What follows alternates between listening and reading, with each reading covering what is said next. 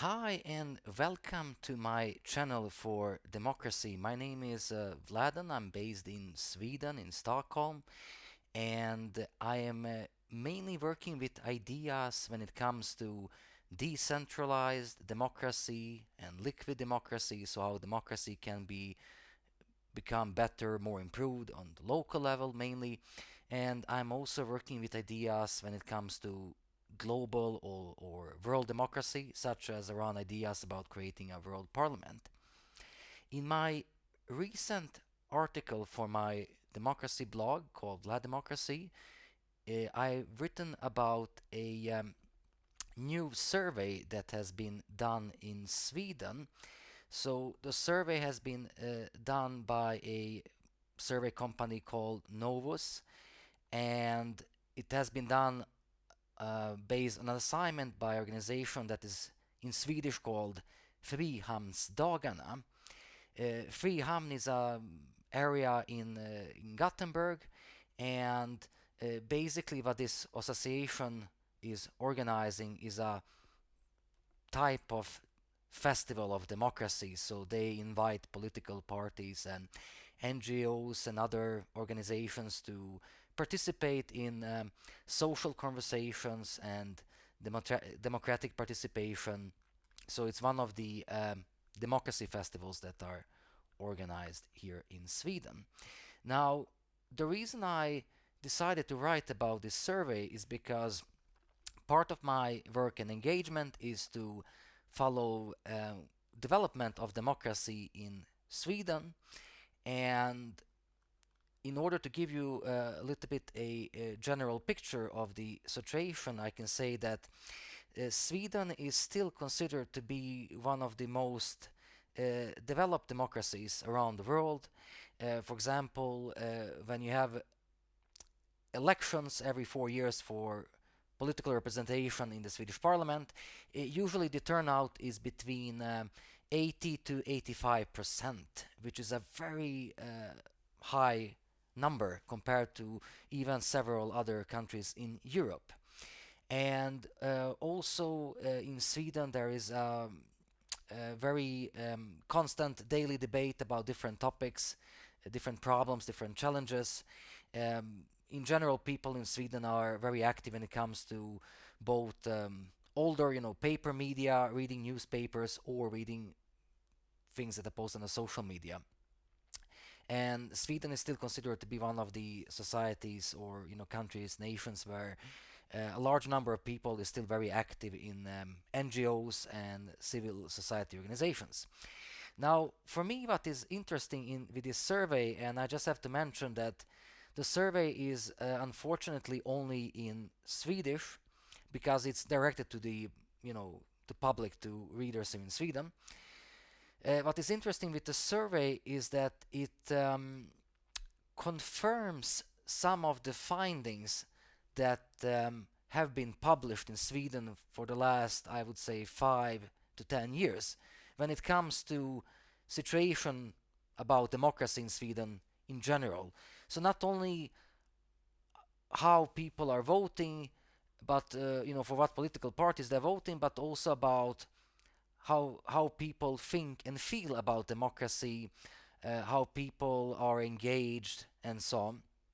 So I just want to give you some insights here from the survey and to inform you that this is actually my translation because, as I mentioned, the original survey is only published in Swedish. So here is the thing, like, for example, if you now speak more about politics in general, so one of the things stated in the survey is that more women than men prioritize issues like healthcare, environment, and climate change, and so on, climate transformation, while more men in percentage are emphasizing on immigration, integration, and energy. This political development, or some researchers call it political divide, is actually very typical for the last 5, 10 years, not only in Sweden and in Europe, but also around the world. There are some different explanations behind that, and it's partly connected to human psychology or moral psychology, where, for example, it's estimated that men are more focusing on things like law and order, while women are more focusing on, let's say, healthcare and welfare, things that are more about care and empathy compared to things that are maybe more about repression and threat. So there is this kind of interesting political divide that has been taking place for the last years, and this is, for example, confirmed in research that usually, right-wing populist politicians, like, for example, Donald Trump, they usually have more support among men, even, younger men compared to women in general. Another thing that I found interesting with this survey is that um, most of the respondents believe that they actually have a responsibility for how society is developing. But at the same time, the general conclusion from the survey is that around 50% of the respondents actually stated that they feel or they experience that they don't engage for democracy, or that they can't really engage. They're expressing that yes, you can go and vote like every 4 years, but it's hard to influence on political decisions. It's hard to actually have an impact in some way on how society is developing. Now, if we speak about institutional development, if we speak about decisions, if we speak about what laws are actually decided at the, for example, national level and the local level. And this is actually for me, one of the most fearsome and worrying factors, is because Sweden has a history of a large number of people, of citizens, being members of political parties. However, what has happened for the last 30 years is that the number of individuals as members of political parties has decreased very much. So, for example, in let's say 30 years ago, if you think about 1994, at that time, uh, more than one, let's say plus minus, more than plus minus 1 million people in Sweden were either members of the political parties or members of, let's say, labor unions and similar. So this meant that actually um, almost everyone in the Swedish society, everybody had somebody as in a family or a partner, or knew somebody as a friend or similar at work who was actually a member of the political party. So people were able to discuss politics in a more, let's say, engaged and intensive way. While today it's estimated that the number of members of political parties in Sweden is somewhere below 300,000 people, or around plus minus 250,000 people. So that means that most Swedes today don't have any direct relation, like in a family or among friends or at work, with somebody who's actually active in a political party. And this is why I'm not surprised that there is a large number of respondents saying that they think and feel that they don't engage, they cannot engage, that they're not able to influence, to have some kind of impact on political decision making.